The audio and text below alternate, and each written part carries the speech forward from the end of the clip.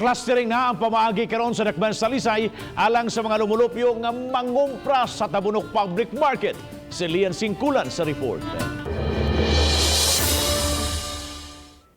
Gawa sa tabo sa barangay, gi-cluster na karon ang mga barangay sa Dakbayan sa Talisay nga tugutang makapamalit unya sa Tabunok Public Market. Sa Executive Order No. 20, gilatid ang mga schedule kung kanus-a mamahimong makapalit sa ilang mga pangonsumo ang taga-Dakbayan sa merkado sa Tabunok. Matud sa mayor, ila kini gipatuman aron kaminusa na ang moadto sa merkado ug mas higpit nang mapatuman ang social distancing. While we practice social distancing in the market and to minimize people nagtabo sa barangay gyud mura mag-ubay-ubay gyapon kung all 22 barangays ang moadto dito sa Tabunok at any given time. So we try to keep it at 11 barangays at a time.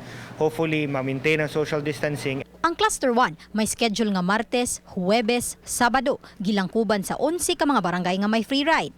Laing 11 usab ka mga barangay ang anaa sa Cluster 2 nga gischedule matag Miyerkules, Biyernes ug Domingo nga may free ride usab. Samtang ang Cluster 3 mao ang tanang barangay apan gilatad sa executive order nga wala kini free ride sa mga sakyanan sa Dakbayan. Samtang wala nalakip sa clustering ang barangay Tabunok apan may pagpasabot ang mayor niini. That's the same question I asked my legal team.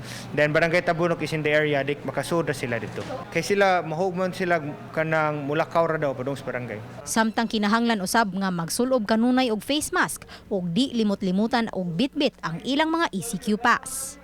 Uban ni Renante Quiñones, Lian Singkulan, Balitang Bisdak.